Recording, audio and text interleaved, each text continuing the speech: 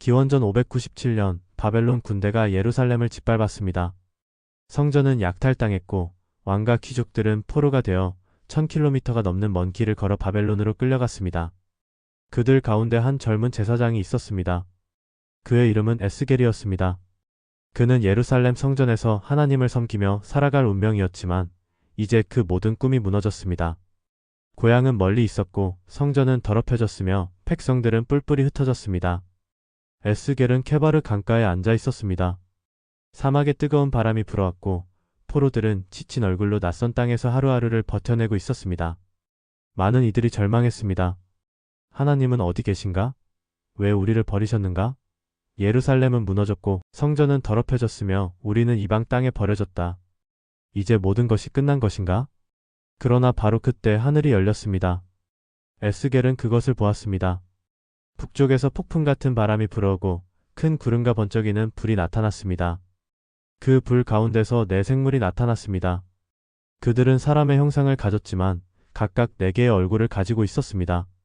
사람의 얼굴, 사자의 얼굴, 소의 얼굴, 독수리의 얼굴. 그들의 날개는 서로 연결되어 있었고 그들이 움직일 때 천둥 같은 소리가 났습니다. 그리고 그 생물들 곁에는 바퀴가 있었습니다. 땅 위에 있는 바퀴였지만 그것은 평범한 바퀴가 아니었습니다. 바퀴 안에 또 다른 바퀴가 있었고 바퀴의 둘레에는 눈이 가득했습니다. 그 바퀴들은 생물이 가는 곳이면 어디든지 따라갔습니다. 위로 올라가면 함께 올라가고 멈추면 함께 멈추었습니다. 왜냐하면 생물의 영이 그 바퀴 가운데 있었기 때문입니다. 그 생물들의 머리 위로는 수정 같은 궁창이 펼쳐져 있었고 그 궁창 위에는 보좌가 있었습니다. 남보석 같은 보좌 위에 사람의 형상 같은 분이 앉아 계셨습니다. 그분의 허리 위는 단련한 금속 같았고 그 가운데는 불이 있었으며 허리 아래는 불 같았습니다. 그분 주위로는 무지개 같은 광채가 둘러 있었습니다. 이것이 바로 여호와의 영광의 형상이었습니다. 에스겔은 그 광경을 보고 얼굴을 땅에 대고 엎드렸습니다. 그때 그가 음성을 들었습니다. 인자야, 일어서라. 내가 내게 말하리라. 영이 에스겔에게 임하여 그를 일으켜 세웠습니다.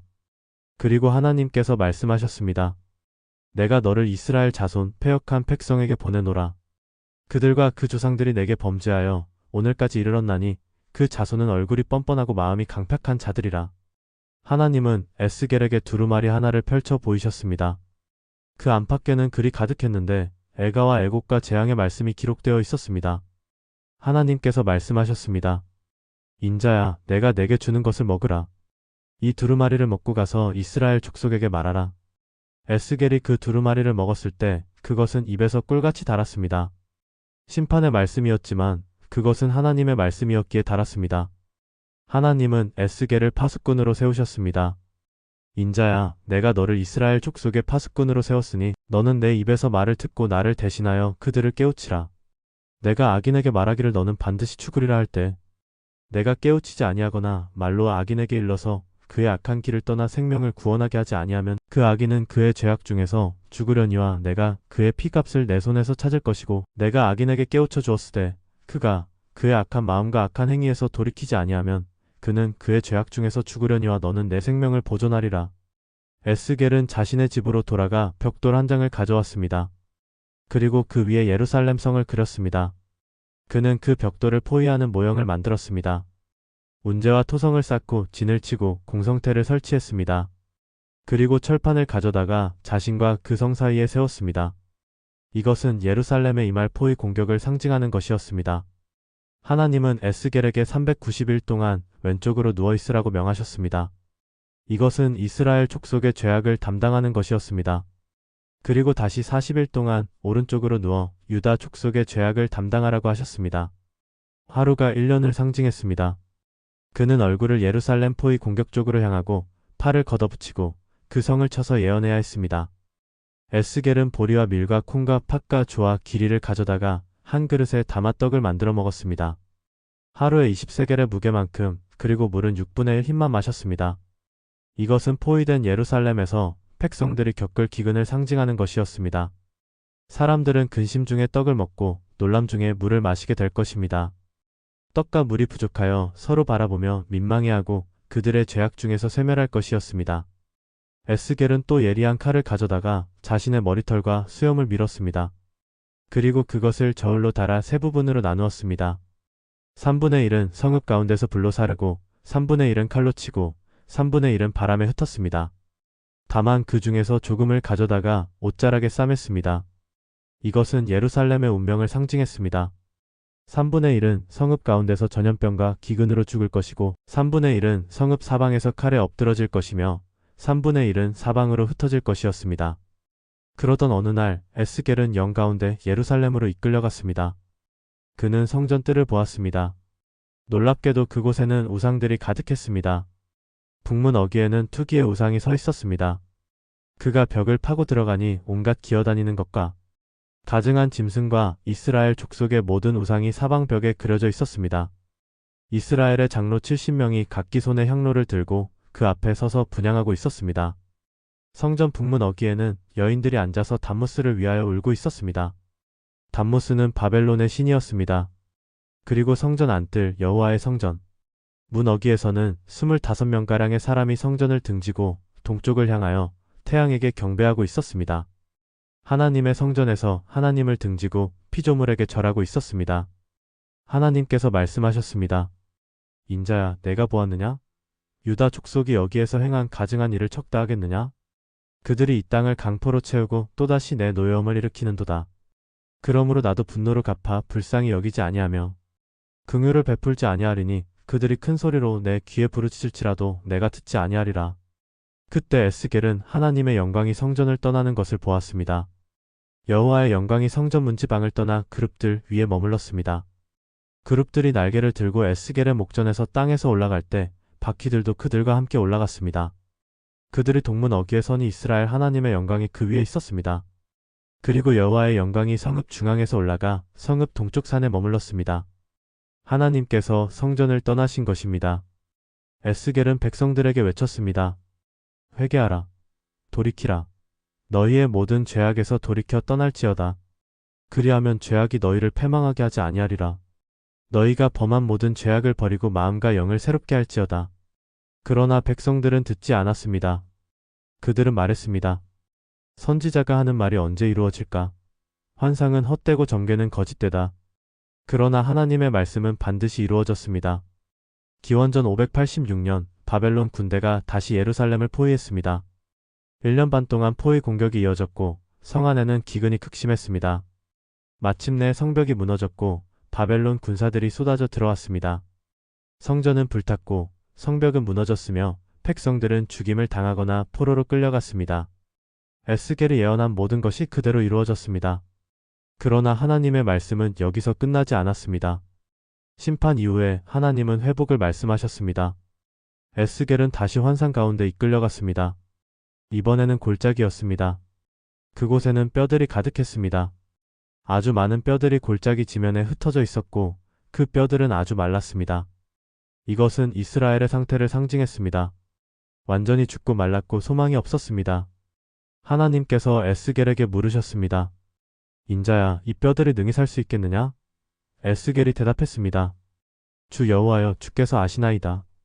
하나님께서 말씀하셨습니다. 너는 이 모든 뼈에게 대언하여 이르기를 너희 마른 뼈들아, 여호와의 말씀을 들을지어다.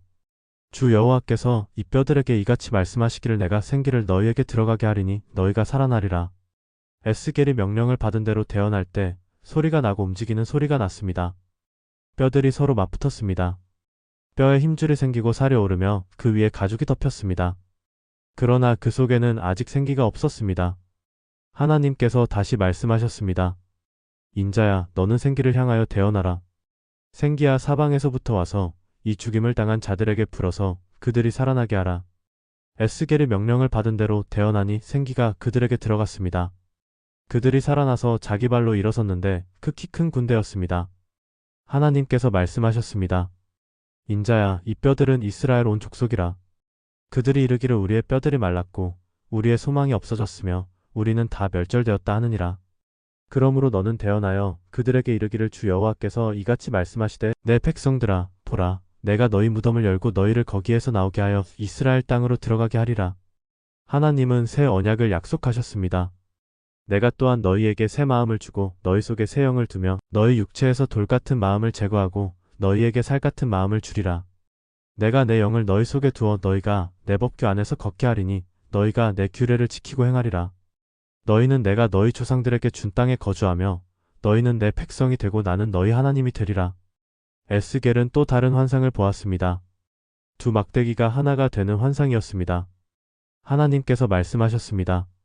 보라, 내가 이스라엘 자손을 그들이 간 민족들로부터 데려내며 그들을 사방에서 모아 그들의 땅으로 데리고 들어가리니 내가 그 땅, 곧 이스라엘의 산들에서 그들이 한 민족이 되게 하리라.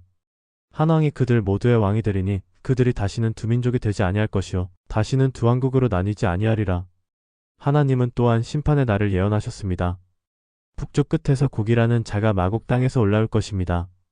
그는 큰 때와 강력한 군대를 이끌고 이스라엘을 치러 올 것입니다. 구름이 땅을 덮음같이 오를 것입니다. 그러나 하나님께서 말씀하셨습니다.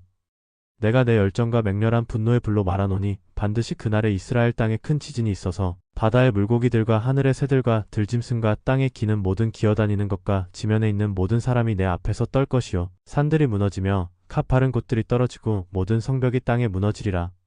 하나님은 곡의 군대를 심판하실 것입니다.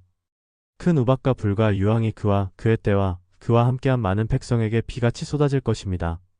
그리하여 하나님은 자신을 크게 하시며 자신을 거룩하게 하시고 많은 민족들의 목전에 자신을 알리실 것입니다.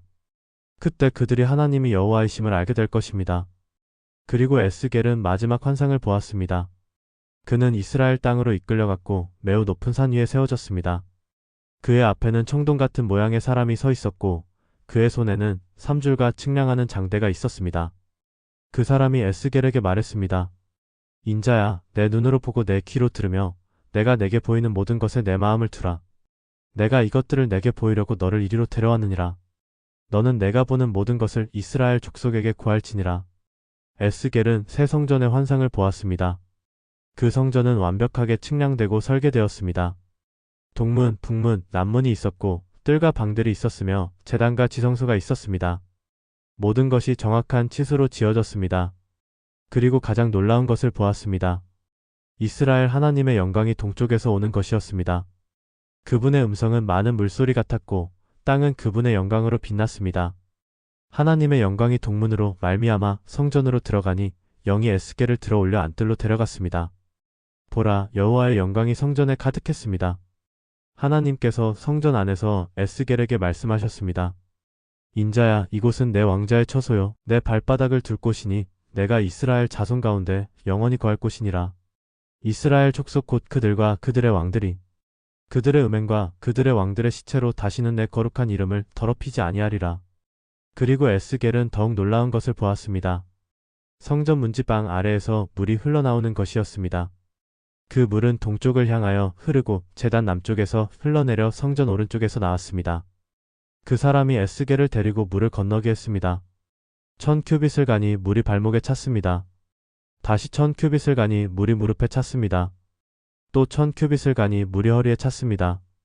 다시 1000큐빗을 가니 물이 강이 되어 건널 수 없었습니다. 헤엄칠 만한 물이요 사람이 능히 건너지 못할 강이었습니다. 그 사람이 에스겔에게 말했습니다. 인자야, 내가 이것을 보았느냐? 그리고 그를 강가로 데리고 돌아갔습니다. 에스겔이 돌아왔을 때 강 이쪽 저쪽 가에 매우 많은 나무가 있었습니다. 그 사람이 에스겔에게 말했습니다. 이 물이 동쪽 지역으로 흘러 아라바로 내려가서 바다로 들어가리니 그 바다로 들어가면 그 물들이 고침을 받을 것이요 이 강이 이르는 곳마다 살아있고 움직이는 모든 것이 살리라. 물고기가 심히 많으리니 이 물이 거기에 이르러 그 바닷물을 고침으로 이 강이 이르는 곳마다 모든 것이 살 것이니라. 강가에는 각종 먹을 것이 되는 나무가 자랐습니다. 그것들의 잎은 시들지 아니하며 열매가 끊이지 아니하고 그것들이 매달 새 열매를 맺으리니 그 물이 성소에서 나옴이라. 그것들의 열매는 먹을 만하고 그것들의 잎사귀는 약재료가 되리라. 이것은 생명의 강이었습니다. 죽음의 바다를 살리고 황무지를 옥토로 만들며 치유와 생명을 가져오는 강이었습니다. 하나님은 땅을 나누어 주실 것을 약속하셨습니다. 이스라엘 12지파에게 각각 기업이 주어질 것입니다. 북쪽에서 남쪽까지, 동쪽에서 서쪽까지 공평하게 나누어질 것입니다. 성읍 한가운데에는 성소가 있을 것이고 그 주위에는 제사장들과 레위인들의 땅이 있을 것입니다. 왕을 위한 땅도 있을 것이고 백성들을 위한 땅도 있을 것입니다. 그리고 마지막으로 하나님은 새 성읍의 이름을 선포하셨습니다. 그 성읍 사방이 18,000척이고 그날 이후로 그 성읍의 이름은 여호와 삼마라 하리라. 이것은 여호와께서 거기 계시다는 뜻입니다. 하나님은 떠나지 않으셨습니다. 비록 성전이 무너지고 백성이 흩어졌을지라도 하나님은 결코 그들을 버리지 않으셨습니다. 하나님은 심판하셨지만 그것은 멸망시키기 위함이 아니라 회복시키기 위함이었습니다. 케바르 강가로 돌아온 에스겔은 하늘을 바라보았습니다. 노을이 지고 있었고 그 빛은 강물에 반사되어 금빛으로 반짝였습니다. 에스겔은 알았습니다. 하나님은 여전히 살아계시고 여전히 일하고 계시며 여전히 그분의 백성을 사랑하신다는 것을. 포로 생활은 끝이 아니었습니다. 그것은 새로운 시작이었습니다. 죽음은 마지막이 아니었습니다. 그것은 부활의 전주곡이었습니다. 우리도 때때로 골짜기에 있습니다. 우리의 뼈가 말랐고 우리의 소망이 끊어진 것처럼 느껴집니다. 우리는 하나님께서 우리를 떠나셨다고 생각합니다. 그러나 에스겔의 환상은 우리에게 말합니다. 하나님은 결코 우리를 떠나지 않으셨습니다. 그분은 우리가 돌아올 때까지 기다리고 계십니다. 그분은 우리에게 새 마음과 새 영을 주실 준비가 되어 있습니다. 그분의 성전에서는 생명의 물이 흘러나와 모든 것을 살립니다. 여호와 삼마. 하나님은 거기 계십니다. 당신이 어디에 있든 어떤 상황에 처해 있든 하나님은 거기 계십니다. 그분은 당신을 보고 계시고 당신의 부르짖음을 듣고 계시며 당신을 회복시킬 계획을 가지고 계십니다. 마른 뼈도 살릴 수 있는 하나님, 죽은 바다도 생명의 바다로 바꾸실 수 있는 하나님, 그분이 바로 우리의 하나님이십니다. 이 영상이 도움이 되셨다면 구독과 좋아요 버튼을 눌러주세요. 여러분의 작은 응원이 더 좋은 콘텐츠를 만드는 데 큰 힘이 됩니다. 감사합니다.